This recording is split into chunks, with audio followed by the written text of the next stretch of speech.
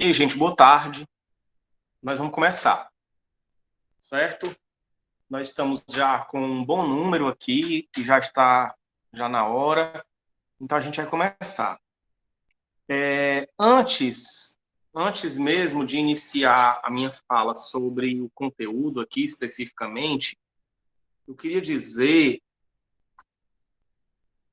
eu disse isso na aula de português, mas queria dizer isso agora na aula de redação, que as notas estão lançadas no aluno online, certo? E eu notei um detalhe bem interessante, que é o fato de que as notas de português, eu também sou professor de português, né? Que as notas de português elas estão tendendo a ser um pouco maiores do que as notas de redação, certo? E assim, isso tem algumas explicações, a meu ver. A primeira explicação é o fato de que em português a gente teve a avaliação que te dava um ponto extra, certo? A gente fez aquela avaliação, né, com aqueles códigos e tudo mais, que te dava um ponto extra em português. Não teve avaliação desse tipo de redação, então você não teve ponto extra em redação.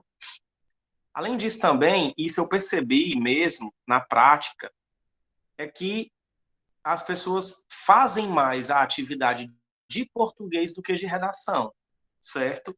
Aí, assim, queria lembrar a todos vocês, eu sei que os que estão aqui, a maioria faz a atividade com muita. Com, faz praticamente todas, ou quase todas as atividades. Mas às vezes tem uma outra pessoa nova, assim, que está chegando agora, que não estava antes assistindo as aulas. Ou então quem assiste depois, né, também. Então, só deixar esse alerta aí, para vocês fazerem também as atividades de redação e não só as atividades de português, certo? E outra, também, é importante, logicamente, a gente assistir a aula síncrona. Mas também é muito importante fazer a atividade. Nós já dissemos aqui, a atividade ela é frequência e ela é nota, certo? A aula síncrona ela é importante porque ela te dá uma explicação de conteúdo, a aula síncrona é importante porque até estabelece melhor esse vínculo, certo? Que a gente perde esse vínculo, a gente está há mais de um ano sem ir na escola, né? Então, não é legal também a gente perder demais esse vínculo com os colegas. Eu sei que tem alguns colegas aqui que às vezes moram perto e se veem de vez em quando, mas tem gente que às vezes não, né? Se vê muito pouco. E o professor, eu tenho certeza que você vê muito pouco, porque eu saio muito pouco de casa também. Então, pode ser que eventualmente até você me veja por aí, mas é raro, né? Então, é bom que a gente tenha esse vínculo, que a gente não perca esse vínculo, certo? E a aula síncrona também te dá ponto extra na disciplina, né? Então, você tem ponto extra em redação, você participando das aulas síncronas de redação. Só teve os dois pontos extras, só tinha os dois pontos extras. Realmente, quem participou, eu acho que não precisou nem participar de todas as aulas síncronas, certo? Quem participou eu acho que mesmo que tivesse faltado uma ou alguma coisa assim, eu acho que mesmo assim eu dei os dois pontos extras, se eu não me engano. Mas, de qualquer forma, mesmo que você não participe de todas, algum ponto extra você vai receber. São dois pontos, teve gente que teve dois, teve gente que teve 1,5, teve gente que teve 1, 0,5, certo? Então é importante que você participe por isso. Mas fazer a atividade é essencial, certo? Também é muito importante.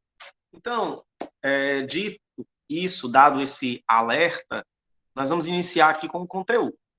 Nossa última aula de redação, que a gente iniciou isso aqui, foi um mês atrás, certo? Aí depois disso, o que teve?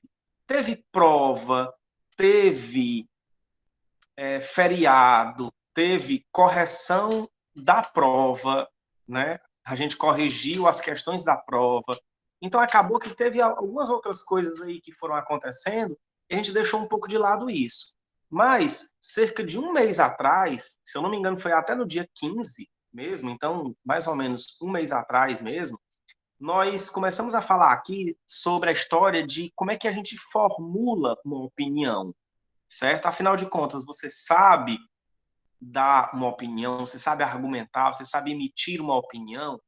E a gente acha que opinar é dizer qualquer coisa sobre o assunto, né? Eu disse lá naquela aula que muita gente pensa que dar a opinião é simplesmente falar qualquer coisa sobre o assunto, porque ainda tem aquela história de, ah, não, você tem que respeitar, porque essa é a minha opinião. Como se opinar, dar opinião fosse simplesmente falar qualquer coisa. E isso tem que ser aceito, porque sendo a opinião, tudo é possível, tudo é aceito, porque afinal de contas, você pode dizer o que você quiser. É verdade. A gente pode dizer o que a gente quiser, realmente. Porém, existem opiniões que são boas e existem opiniões que não são boas. Por quê? Porque existem opiniões que são bem fundamentadas e existem opiniões que não são bem fundamentadas. Então, na nossa aula de hoje, nós vamos falar sobre isso, sobre como é que você fundamenta a sua opinião. Eu até lembro que lá na nossa aula que nós falamos sobre isso, como é que a gente formula uma tese, tinha os passos, né? O passo a passo da argumentação. O primeiro passo era formular a tese. Esse é o primeiro passo. Para você dar opinião, você precisa. Pronto, ótimo, Thalita, tudo bem. Você precisa ter uma opinião, certo? Ter uma tese. A tese é exatamente isso, é a sua opinião sobre um determinado assunto. E aí a gente viu lá que a gente precisa seguir, digamos assim, alguns critérios que a gente vai formular a opinião da gente. Um dos critérios é não se apegar de forma apaixonada a certas opiniões, porque aí quando você se apega de forma apaixonada a determinadas opiniões, você simplesmente não quer nem saber sobre o que é. Você não quer nem saber, você acredita naquilo de forma desesperada, né? E não é legal. Não é legal porque aí você perde toda a racionalidade que a opinião precisa ter. E uma opinião boa, ela precisa ser racional, precisa ter, como a gente está dizendo aqui, fundamentos. E os fundamentos da opinião são os argumentos. É exatamente o que a gente diz aqui, ó. Nós já aprendemos a formular uma tese lá naquela aula anterior. Hoje, nós vamos aprender a selecionar os argumentos. O que são argumentos? Os argumentos são as provas da tese, certo? Os argumentos são as provas da nossa opinião. Lá naquela aula eu falei sobre isso e eu repito hoje. Quando eu digo tese, é a mesma coisa que opinião, certo? Vá se acostumando aí com essas terminologias. Então, a tese é a sua opinião, a opinião que você vai defender. Então, assim, os argumentos são as provas da tese.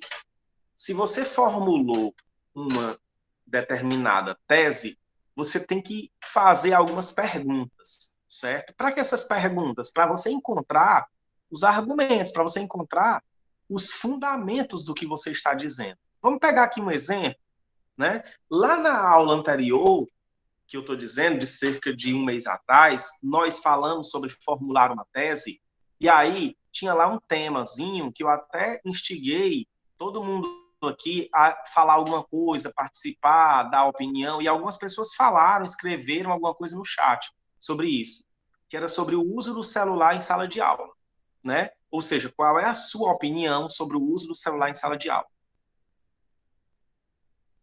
E aí, eu confesso para vocês que vai ser meio difícil aqui eu me lembrar o que foram vocês que opinaram e o que foi o pessoal do terceiro ano da manhã opinando. Mas eu vou juntar aqui, que talvez tenha se repetido, uma coisa ou outra tenha se repetido. Eu vou juntar aqui o que eu lembro que foi dito naquele tempo.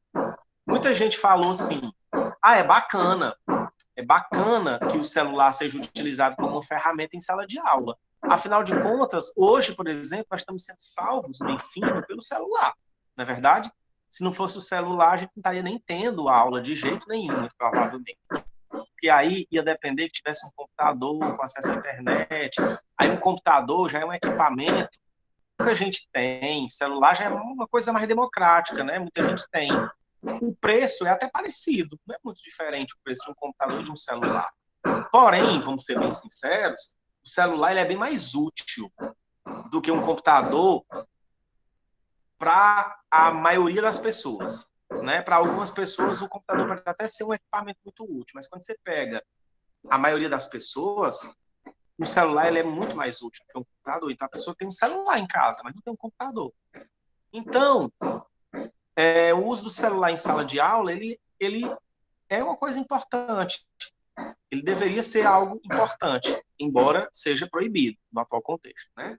Já algumas outras pessoas flexibilizaram isso, disseram assim, não, o celular desconcentra, o celular tira a atenção, a gente não tem como saber se o que o aluno está lá fazendo em sala de aula é realmente algo da aula, do conteúdo, que esteja sob o controle do professor ou não, né? Além disso, também, as escolas em geral não têm uma estrutura adequada de internet, por exemplo, para fazer com que todo mundo tenha acesso à internet. Aí já teve outra pessoa que disse coisa diferente. Ou seja, a gente teve uma variedade de opiniões sobre o assunto. Porém, a grande questão é essas opiniões todas super válidas, não tem nenhuma opinião dessas que eu diga assim, não, essa opinião aqui não faz sentido. Super válidas. Pronto, Juliana está dizendo que na hora da aula acha errado. Pronto, Juliana, olha só, vou pegar esse exemplo aqui do que Juliana falou, para a gente engatar o conteúdo mais específico de hoje. Juliana disse que acha errado o uso do celular na hora da aula. Pronto. Isso aí é o quê? É a tese de Juliana, certo? Essa é a opinião de Juliana. O que é que são os argumentos? Os argumentos é quando a gente começa a perguntar por que isso, certo? Então, a primeira pergunta que tem aqui é assim, ó, por que penso dessa forma? É a primeira pergunta que você tem que fazer. Por que você pensa dessa forma? Aí não necessariamente você precisa responder, não, certo? Mas vamos pegar esse exemplo da opinião de Juliana, certo? Então, ou então, só para a gente não achar que está querendo aqui combater a opinião de Juliana, vamos imaginar, Juliana acha que é errado o uso do celular em sala de aula. Mas tem outra pessoa que diz assim, não, eu acho certo, eu acho que deve acontecer o uso do celular em sala de aula. Pronto, nós vamos pegar essas duas opiniões aí, que na verdade elas podem ser muitas, que nós vamos ver que não necessariamente tem que ser extremos assim, né? Entre achar que não deve de jeito nenhum utilizar o celular e entre achar que deve usar o celular em sala de aula, nesse meio aí existem muitas opiniões possíveis. Entendeu? Existem algumas pessoas que pensam assim, não, em alguns contextos eu acho que pode ser utilizados, né? Que eu acho que em algumas situações o celular pode ser utilizado. Ah, em determinados conteúdos seria importante. Então a gente tem aí entre uma opinião e outra uma série de outras opiniões mais meio termo. Nenhuma está errada. Vamos lá, então. Então, a primeira pergunta é por que eu penso dessa forma? O que justifica essa minha opinião? Essa é a primeira pergunta que você precisa fazer. As respostas que você vai obtendo são os argumentos que você vai aprendendo a formular, a selecionar. É assim que a gente seleciona os argumentos, é fazendo essa pergunta em relação à nossa opinião. E a gente pode chegar até mesmo a mudar de opinião. E não está errado, e não é, digamos assim, incoerente. Ah, é incoerente, a pessoa pensava de um jeito, agora pensa de outro. Não tem nada de incoerente, é super normal. Né? E, de novo, quando a gente diz mudar de opinião, não necessariamente nós estamos dizendo assim, ó, a pessoa que acha que o celular deve ser utilizado em sala de aula mudou de opinião, então ele vai lá para o outro extremo e agora acha que o celular não deve de jeito nenhum ser utilizado em sala de aula. Não é isso. Quando a gente fala em mudar de opinião, a chuva está chegando aqui também, viu, pessoal? Quando a gente fala em mudar de opinião, a gente está dizendo que às vezes você muda um determinado aspecto, mas não necessariamente vai para o outro extremo, né? Inclusive, essas opiniões, às vezes, de extremos, precisa ter cuidado, né? Aquela opinião, por exemplo, que diz assim, ninguém pensa como eu. A minha opinião é totalmente original, é 100% original. É estranho, viu? É estranho. Desconfie de opiniões muito originais. Pessoa que só a pessoa pensa daquele jeito. a chance de a pessoa estar com uma opinião radical é muito grande. Porque é estranho, só você pensa desse jeito, entendeu? Eu estou dizendo obrigatoriamente que essa opinião é ruim? Não. A gente tem que submeter essa opinião aos argumentos, né? Ver se ela faz sentido realmente, se ela tem justificativa, né? Do mesmo jeito também que uma opinião que é igual à opinião de todo mundo, que a gente chama até de opinião de senso comum, nós falamos sobre isso nessa aula também, a opinião de senso comum é aquela que você não para pensar nela. Você só reproduz o que você ouve a maioria das pessoas dizer. A maioria das pessoas diz isso.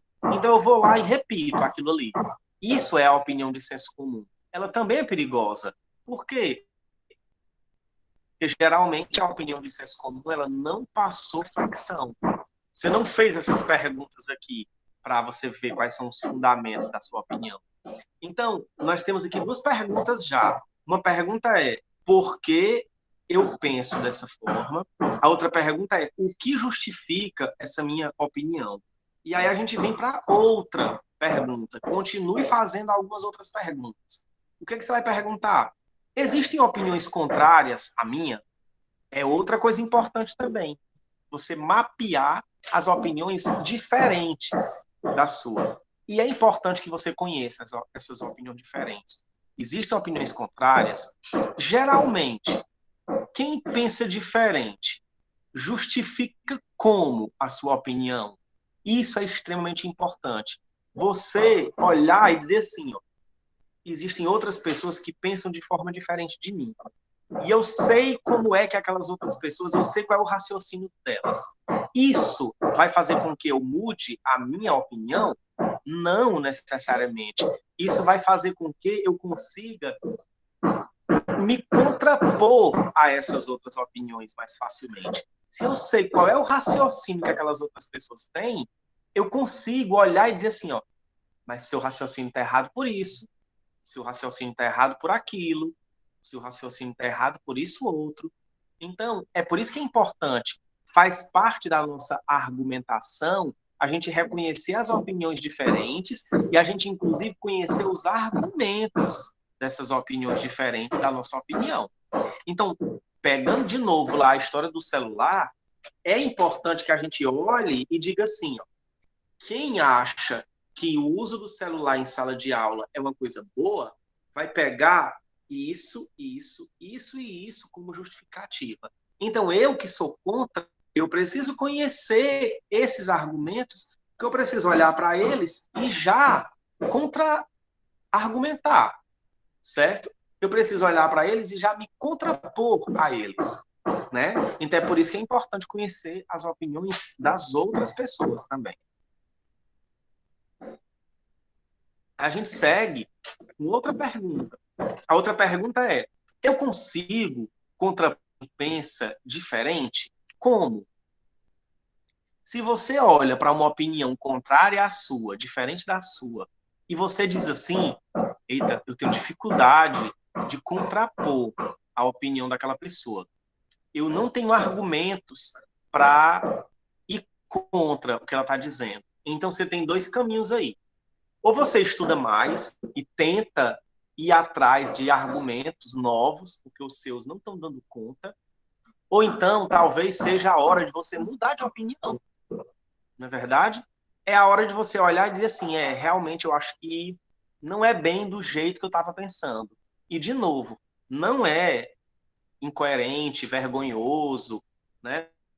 Hoje em dia, infelizmente, a gente tem uma quantidade imensa de pessoas com opiniões, às vezes, muito emocionadas e muito carregadas, e quando você vai ver, a pessoa não muda de opinião de jeito nenhum.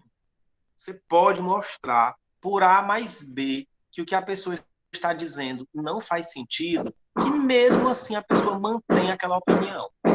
É triste, no final das contas. Sinceramente, é triste.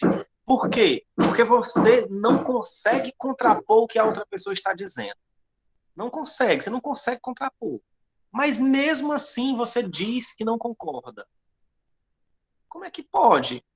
Então, isso aí nada mais é do que um apego emocional, apaixonado, religioso, às vezes, meio ideológico, às vezes, de alguma ideia. Né? Então você se apegou tanto àquela ideia que você não solta. É como se ela fizesse parte da sua identidade. Você não solta aquela ideia, você não solta aquela opinião de jeito nenhum.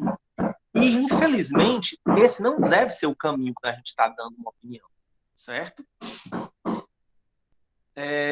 Isso, a gente passa para as próximas perguntas. Uma vez ele diz, não pare de se questionar. Então, tem mais perguntas que você precisa fazer, mais perguntas que você precisa fazer em relação à sua opinião, que é, existem dados que confirmam a minha opinião? Que dados são esses? Essa aqui é uma pergunta interessante. Você está defendendo que o uso do celular em sala de aula é algo bom? Existem dados que comprovam, que confirmam o que você está dizendo? Você conhece dados? Ah, professor, eu conheço. Eu vi que foi feita uma pesquisa, e essa pesquisa mostra que o uso do celular em sala de aula pode ser uma ferramenta de pesquisa interessante. Pronto, ótimo. Então vamos lá mostrar os dados dessa pesquisa. Por quê? Você concorda com o uso do celular? Então você encontra aqui argumentos, você encontra provas, vamos dizer assim, nessa pesquisa. Mostre aí os seus dados. Quando a gente está, por exemplo, com uma proposta de redação, como é o caso do que a gente vai fazer na maioria das vezes, né? Você tem uma proposta de redação, geralmente nas propostas de redação sempre vem dados sobre o tema, né? Números, estatísticas sobre o tema. Ah, não sei quantos por cento isso, não sei quantos por cento aquilo, tem uma pesquisa que mostra isso, tem uma pesquisa que mostra aquilo. Pronto, tá ali, você não precisa ter essas informações de cabeça, mas você está ali diante de uma proposta de redação, e nessa proposta de redação tem lá dados que foram fornecidos e que você acha que, ó, isso aqui confirma a minha opinião, né? Juliana, deve, ou a sua ou a minha internet. O pessoal pode confirmar aí se é a sua internet ou se é a minha. Juliana disse que está cortando um pouco a minha fala. Pode ser a minha internet ou a sua. Aqui também está ficando bem nublado também. Pode ser que seja a minha internet também já reage na chuva. Pois é, então pronto. Então não deve ser a minha, que estão dizendo aí que está normal. Então, se você encontra esses dados na proposta, ótimo, perfeito. Você vai lá pegar os dados da proposta, porque eles confirmam a sua opinião, certo? Ah, não encontro dados sobre esse assunto. Como? Aí, existem outros argumentos, não necessariamente todo argumento tem que ser com dados, com pesquisa e tudo mais, existem outros argumentos, você vai atrás dos outros argumentos. Se você já está percebendo realmente que não tem dados sobre o assunto, você não consegue defender aquele ponto de vista, você tem dificuldade de responder a essas perguntas todas aí de novo, ou é a hora de você se aprofundar um pouquinho mais para tentar encontrar coisas novas que você não conhece, estudar um pouquinho mais sobre o assunto, ou então é a hora realmente de você mudar de opinião, né? Outra pergunta que você deve fazer: existem exemplos práticos do que eu estou defendendo na realidade? Ou minha opinião é apenas uma abstração? Essa é uma pergunta importante também. O que você está defendendo, você consegue saber se existem exemplos práticos disso na realidade? Ou se, na verdade, aquilo ali é só uma abstração? Não, eu estou aqui pensando na minha cabeça que poderia ser desse jeito, mas eu acho que isso nunca existiu na prática. Coisas que nunca existiram na prática tendem a não ser boas para opiniões de coisas assim que são abstrações, tendem a não ser boas. Eu vou dar um exemplo, certo? O meu exemplo não tem a ver com o uso do celular, certo? Eu digo assim, ó, é o seguinte, eu acho que a pena de morte é uma coisa boa e ela deve ser adotada, certo? E nos países onde tem pena de morte, a criminalidade é menor. É menor mesmo? Será que é menor? é menor, certo? Pronto. E quando a gente compara alguns países que têm pena de morte com outros que não têm, toda vida no país que tem pena de morte, a criminalidade é menor? Não, não necessariamente. Existem países que não têm pena de morte e que a criminalidade é baixíssima. Muito menor do que em alguns outros países que têm pena de morte. Vou dar um exemplo aqui. Vários países europeus, por exemplo, os países europeus, por exemplo, Finlândia, Suécia, são países que não têm pena de morte, certo? Estados Unidos, alguns estados nos Estados Unidos têm pena de morte. Só que a violência na Suécia, na Finlândia, na Suíça, ela é muito menor do que nos Estados Unidos. Mesmo nos estados tem pena de morte. Quando você pega nos Estados Unidos um estado que tem pena de morte e um estado que não tem pena de morte, nem sempre o estado que tem pena de morte tem menos criminalidade do que aquele que não tem. Então, o que nós estamos fazendo aqui? Nós estamos procurando se existem dados que confirmam a minha opinião. Nós estamos vendo se existem exemplos práticos do que eu estou defendendo. Entenderam? É isso que nós estamos fazendo. E nós estamos encontrando um caminho. Então, eu que disse agora há pouco que a pena de morte é uma coisa boa, quando eu me deparo com esses dados, quando eu me deparo com esses exemplos práticos, eu começo a ver que parece que minha opinião não é tão boa assim. Talvez eu precise melhorar, ou melhorar os meus argumentos, procurar mais informações, ou então mudar de opinião, como eu estava dizendo. Né? Outra pergunta aqui, né? Se existem exemplos práticos ou se é apenas uma abstração, e quais são esses exemplos, né? Como a gente estava falando. E aí, vem agora um último tópico. Diz assim, você mesmo deve submeter a sua opinião ao estresse. Eu não sei se você lembra, mas lá um mês atrás, quando nós estávamos falando sobre como é que a gente formula uma tese, eu falei sobre isso. A gente deve submeter a opinião da gente ao estresse. O que é submeter a opinião ao estresse? É isso aqui que nós estamos fazendo. Certo? É a gente pegar a opinião da gente e fazer todas essas perguntas. Para a gente ver se ela sobrevive, se a nossa opinião sobrevive no final. Porque isso é uma opinião boa. É uma opinião que depois de todas essas perguntas aqui, quando chega lá no final, a gente ainda diz assim, continuo pensando isso. Por quê? Porque todas as perguntas que eu fiz, ou se não boa parte das perguntas que eu fiz, eu consegui ter uma resposta para ela. Então, quer dizer que essa opinião realmente é uma opinião boa. Então, continua aqui. Ó. Existem fatos históricos importantes no Brasil ou no mundo que, de alguma forma, explicam ou se relacionam com a minha opinião? Qual ou quais são esses fatos históricos? Eu vou dar um exemplo, certo? Vou dar um exemplo. O uso do celular em sala de aula.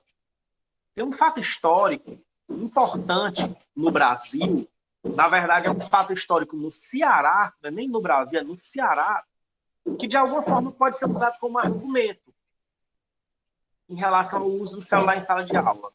E como a história é uma coisa que está em aberto, para a gente fazer a interpretação que a gente acha melhor, que é mais conveniente para as nossas opiniões, esse fato histórico ele tanto pode ser utilizado por quem acha que o celular deve ser utilizado em sala de aula, como esse fato histórico pode ser utilizado por quem acha que o celular não deve ser utilizado em sala de aula. É engraçado. Tem, digamos assim, as duas visões, elas são possíveis. Como também pode ser utilizado por aquelas pessoas que dizem assim, não, em alguns contextos eu acho que pode ser utilizado, em outros contextos não, tem que ser visto caso a caso, situação a situação, também é um argumento para essas pessoas. Que fato histórico é esse? O Ceará, o estado, nós somos um estado pobre, certo? Nós somos um estado pobre, isso é um fato. Um estado que está no Nordeste, um estado pobre, certo? Até os anos 1980 e 1990, principalmente, mas até mesmo no começo dos anos 2000, as nossas escolas estaduais, elas eram escolas em que os professores, a maioria dos professores não tinha formação específica para dar aula de determinadas matérias. Tipo assim, o professor de português, ele não era formado realmente em português. Às vezes, era uma pessoa formada em outra coisa, mas estava dando aula de português. Ou então uma pessoa que nem era formada com nível superior mesmo. Era uma pessoa que tinha só o ensino médio completo, mas aí estava lá dando aula de português. Mesma coisa com matemática, e pior com matemática. Matemática e essas outras matérias como química, física, aí desandava totalmente. Quase 100% dos professores não eram formados nessas matérias. Estavam lá dando aula, mas não eram formados. Na época, a rede pública estadual tinha escolas com ensino fundamental também. Hoje praticamente não tem mais, né? A escola do estado ela é de ensino médio. Mas na época tinha também escolas com ensino fundamental. Por exemplo, eu estudei no Fenelon no ensino fundamental. O Fenelon tinha turma de ensino fundamental. Então, os professores do ensino fundamental não tinham formação específica, né? Tinha lá, por exemplo, inglês. Tinha perigo. Hoje, nas escolas de ensino fundamental, aqui de Solonópolis, é difícil ainda você encontrar, nem todos, não é que seja difícil, mas nem todos os professores de inglês são formados realmente em inglês. Educação física era outra área também que os professores não eram formados. Ou seja, a maioria dos professores não era formado realmente na área. Então, qual foi, digamos assim, a política pública que o Estado criou para tentar resolver esse problema, ou pelo menos amenizar esse problema? O Estado criou o seguinte, vamos tentar fazer com que esses professores se formem. Vamos dar um incentivo para que esses professores se formem. E aí, foi nessa época que começou a surgir uma série de cursos de formação de professor nas cidades pequenas do interior. E aí muita gente foi fazer a faculdade lá, aqui em Solonópolis mesmo, sem precisar sair daqui e tudo mais. Foi nesse tempo que isso começou. Além disso, também teve outra política pública, que é isso aqui que entra na história do fato histórico que tem a ver com o uso do celular em sala de aula, que foi o uso da televisão em sala de aula, certo? O uso da televisão em sala de aula. Pode ser que para você, não sei se vocês já ouviram falar sobre isso, vocês conhecem e tudo mais, era algo chamado de teleensino. Como é que funcionava o teleensino? O teleensino funcionava assim. Tinha um canal de televisão, que era a TVC, que é um canal que existe ainda até hoje, que é público, ou seja, é um canal do governo do estado, e na TVC passava as aulas, certo? E o professor da sala de aula, em todas as escolas do Ceará, ele não dava aula, ele transmitia, ele ligava a televisão, vamos dizer assim, né? Ele ligava a televisão, ele escutava a explicação ali com a turma e depois ele orientava a atividade para os alunos, certo? Por exemplo, estudei nesse sistema. Na época, a quinta série, que hoje seria o sexto ano, né? A quinta série, sexta série e sétima série eu fiz nesse sistema de teleensino. Porque era exatamente esses anos aí, quinta, sexta, sétima e oitava, que seria hoje o sexto, sétimo, oitavo e nono ano, eram essas séries aí que tinham o teleensino no Ceará, certo? Porque como o professor ali, ele não tinha formação na área, aquela aula que passava ali, muito provavelmente, seria uma aula de um professor formado, realmente. Entendeu? Então a ideia era essa. A aula que estava ali era uma aula de professor que era de um professor formado. Eu não sei se vocês já assistiram aqueles telecurso, certo? Que passa, eu acho que passa até hoje. E que passava, por exemplo, quem acorda mais cedo sempre via na Globo. Então, em muitos canais tinha esse telecurso, né? Que eram aulas mesmo, que eram atores falando, mas em alguns casos, no caso do Ceará, que tinha como se fosse, era a mesma coisa, só que não era o telecurso, era próprio aqui, né? Tinha lá atores, tipo assim, falando e tudo mais para dar aula, tinha professores mesmo, né? Tinha certas pessoas que participavam lá que eram professores mesmo. E o professor da sala de aula, por exemplo, aqui em Solonópolis, ele orientava a atividade, corrigia a atividade, né? Organizava a turma para assistir a aula. Isso era o que o professor fazia, porque ele não tinha formação específica naquela disciplina. Isso aí é o uso da tecnologia em sala de aula. Professor, tecnologia? Os meninos assistindo aula na televisão. Mas é claro, gente, eu estou falando de anos 90, certo? Estou falando dos anos 90. Porque isso aí bombou mesmo nos anos 90, até o começo dos anos 2000. Mas eu estou falando dos anos 90. Então, nós estamos falando de coisa de quase 30 anos atrás. Não tinha tecnologia, não tinha celular. Por exemplo, em Solonópolis, não tinha sinal de celular. Na verdade, praticamente não existia celular ainda na época. Não existia smartphone, então não tinha celular com internet. Internet, praticamente, em lugar nenhum. Certo? Internet é coisa de rico, né? Então, a tecnologia era essa realmente. Então, aí a gente tem um exemplo de um fato histórico importante que tem a ver com o assunto. Por que tem a ver? Porque alguém pode olhar para isso e dizer assim, ó, tá vendo como foi importante o uso da tecnologia naquele tempo? Era a tecnologia que tinha. Então, do mesmo jeito que naquele tempo foi importante fazer o uso daquela tecnologia, hoje também é importante que a gente use o celular. É uma outra tecnologia que vai também nos ajudar. Vai ajudar o aluno, vai ajudar o professor, porque o professor pode ter mais recursos em sala de aula com o uso do celular. Entenderam? Mas outra pessoa pode olhar e pode dizer assim: não, esse fato histórico aí é um fato histórico que mostra que não é legal o uso das tecnologias. Por quê? Primeira coisa, acabou, né?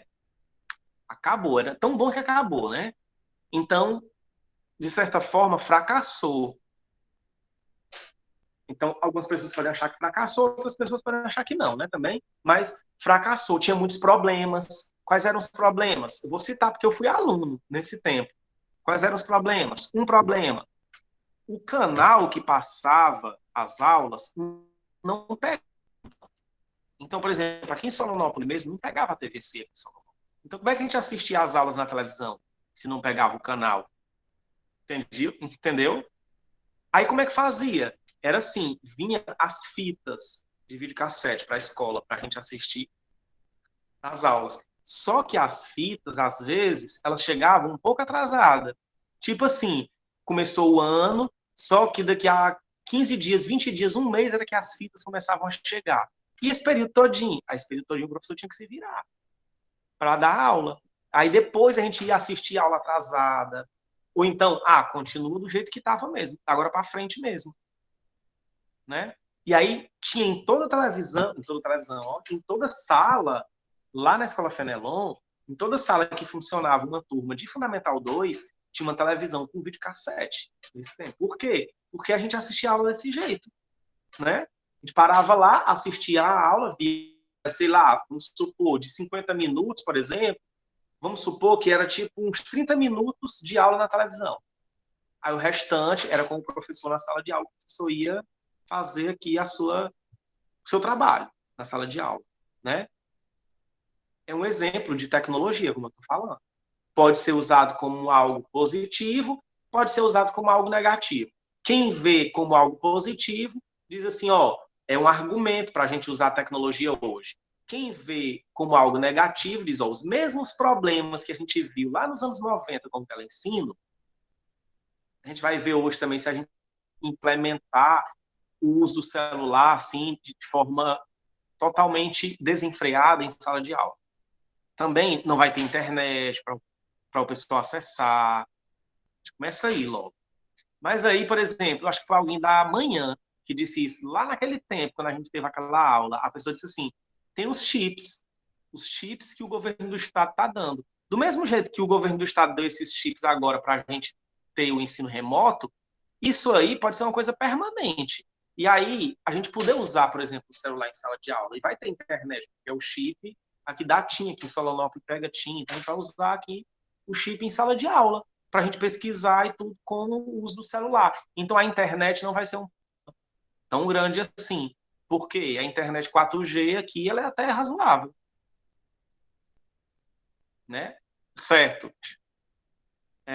Então, pessoal, eu quero que vocês entendam isso, que você precisa, para você ter uma boa opinião, você precisa fundamentar a sua opinião.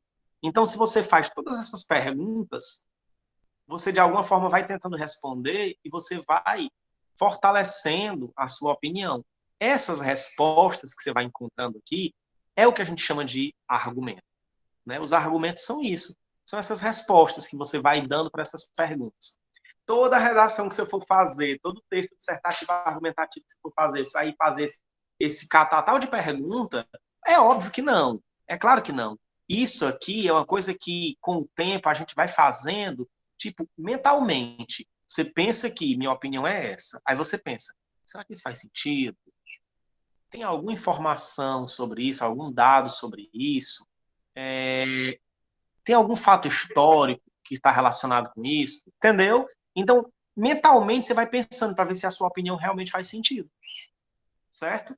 Gente, Giovana me pediu um tempinho no final da aula para ela falar alguma coisa, ok? Então, Giovana, pode ficar à vontade, você pode falar, certo? Que eu vou aqui só agora colocar a Boa frequência no tarde, chat. Aristóteles. Boa tarde. Gente, Mário pediu para eu perguntar se dá certo às 6 horas, porque estava entre 6 e 6 e meia. Ele pediu para eu perguntar se às 6 horas dava certo para todo mundo, porque a gente vai ter um momentinho ainda de esperar quem vai chegando para poder iniciar a aula. Era só isso, viu? Obrigada. Pronto, tranquilo. Gente, queria falar duas coisas para vocês, para a gente finalizar. Primeira coisa, gostei da participação, assim, hoje, da quantidade de pessoas. A gente tem um número bom de pessoas hoje, certo? Parabéns. É sempre muito bom contar com a presença de o máximo de pessoas possível. Assim, eu digo isso, não é da boca para fora, não. É de verdade mesmo. Eu acho muito bacana quando vocês estão aqui, certo? Às vezes me bate uma tristeza. Eu olho e digo assim, meu Deus, tem 7 pessoas, 8 pessoas, né? Minha Nossa Senhora, dá um desespero. Então é muito bacana quando a gente vê, por exemplo, hoje aqui tem cerca de 20 pessoas aproximadamente. Né? Acho que não tem 20 não, porque tem aqui eu 2 vezes. Então tem uns 17, 18 aproximadamente aí. 18, pois é, ótimo, ótimo, ótimo, perfeito, maravilhoso, certo? O ideal é que a gente tenha mais, seria bom que a gente tivesse mais.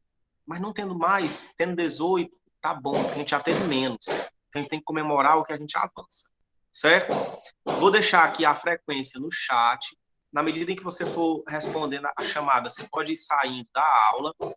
E também vou deixar a atividade lá no grupo, certo? A atividade é para todo mundo. A frequência é só para vocês que estão aqui mesmo, para receberem um ponto extra depois. Pronto, tá aí a frequência. Vocês têm alguma dúvida, algum questionamento? Querem tomar café também?